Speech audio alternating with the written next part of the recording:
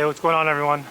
Welcome back to my channel. Today I wanted to do a video about, what's the best places to go when things hit the fan.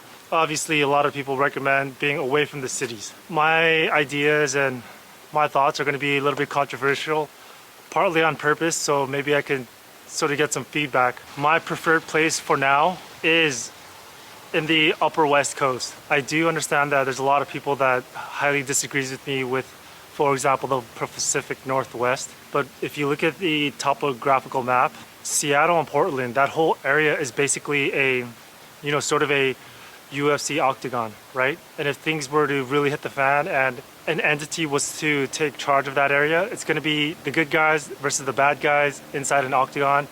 And I'm placing my bets the good guys are going to win in that region. It's heavily blocked off by mountainous regions and forests.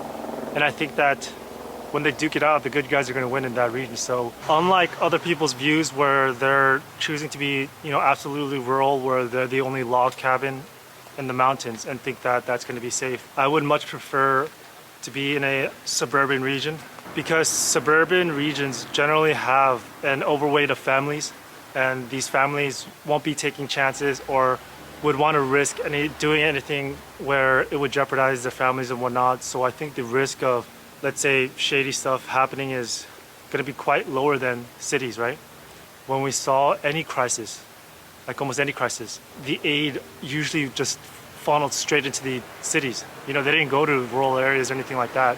And why? It's because the density of people, the amount of people that you can help or save, or the government can save, right? Those are going to be cities first, right? Especially the more important cities where the economic output is high, right? So let's say Los Angeles, right? San Francisco.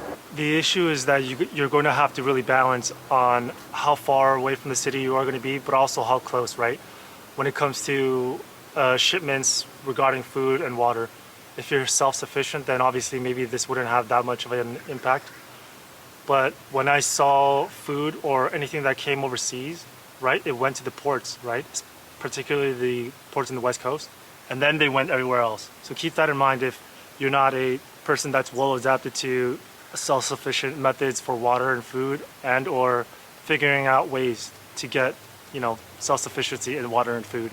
Now, when it comes to the South, right, I'm hearing a lot of people, they have their things hitting the fan base off in Phoenix, Arizona or something, or they have a safe place out in the middle of nowhere in Texas and believe that's going to be okay. But if you are a believer in that the cartel war is happening in the United States, then you quite understand that I think most of the southern region will be not my ideal things hitting the fan places. Nowhere in the South, to be honest, even including the Southeast. If you are a believer in the World Economic Forum, where they're trying to move people to these megacities, one of the megacities that poses a lot of risk and that they can have a lot of control over is in the Southeast. So if let's say the government prefers nobody to be in the Southeast region and hurricanes hit, what they would do is probably lessen aid to those regions, thereby increasing the influence and incentives to move out of there, you see? We are going to see some of those things happening where people will take the initiative to leave on their own. So that southeastern region, we'll have to wait and see.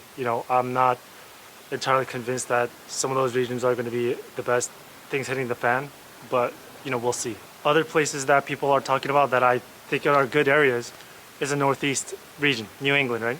I want you to look at the metro of New York. Sort of zoom out. Understand that there's, I think, around 18 million metro area, and not including the illegal immigrant population, and zoom out for a second, right? What you're going to find is that just that little dot region in the New York City metro, spread across just westward and to New England, it'll cover the whole, it'll be, who knows how it can turn out, right? And especially when it's a winter time, where there can be some restrictions of movement and you need to be more planted while opportunists will be more mobile. That's not a situation that I would prefer to be stacked up like that. Another region that a lot of people have optimism for, which is going to be the mountain regions of the US. Let's say these Denvers and Utahs. I'm not too comfortable with, being that far away from ports, including, certain air traffic being in the interior of the United States that way, but maybe I'm looking too much into it. Being high up in the mountains, that's great, but when things hit the fan, my things hitting the fan is very different from what I guess other people are thinking about. I think other people are thinking about a zombie apocalypse or a total collapse. But my perception is that if you look throughout history and anywhere that hit the fan, there was always other parts of the world or other parts in that region as well that was stable or was forced to be stable or weren't as bad, right? Power dynamics, power structures. Even though the overarching power structure in this, let's say, country devolves or breaks or there's civil conflict, there will be other power structures that are more stable, right? This is what people are thinking about when they say things like community and, other people like-minded and things of that nature. There are other power structures that will be stable, but I'm not looking for community power structures. I'm looking for more governance power structures, which will be, I assume, regional in the States, if things start to hit the fan, in my eyes.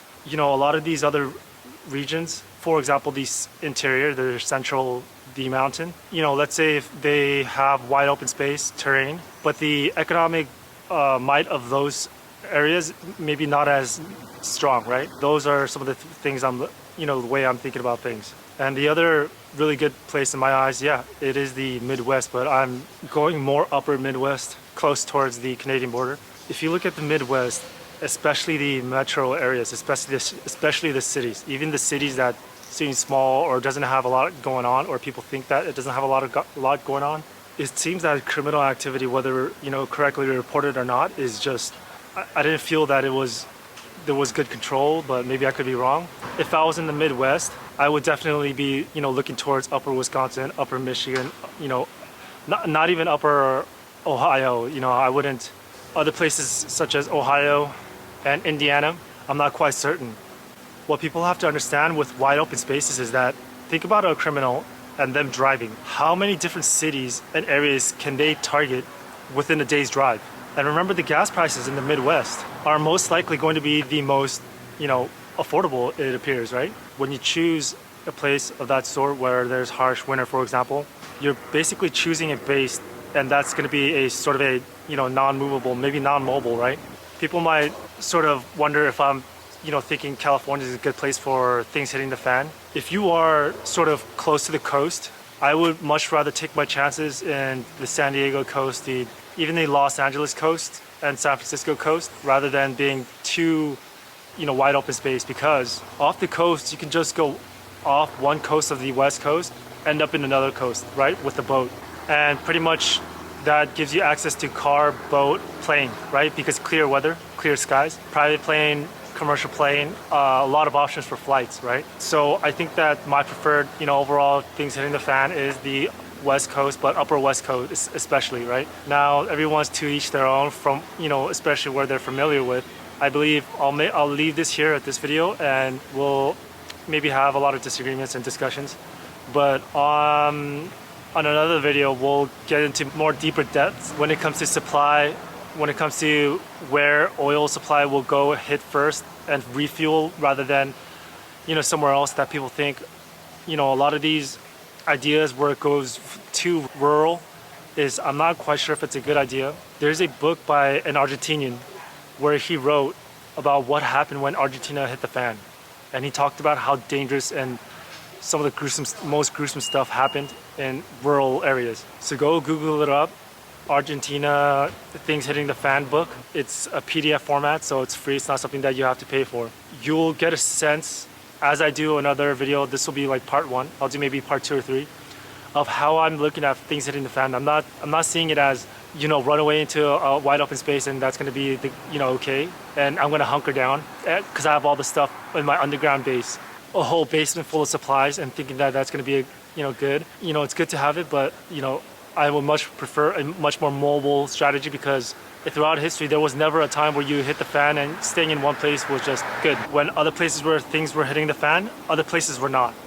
Remember, if you're watching this video, you're probably going to be one of the fewer ones that are aware, and that places a little bit more value to you when it comes to knowledge and helping other people with figuring out what to do, and they might look towards you for some guidance. right? Because a lot of people are lost these days. So with that said, good luck.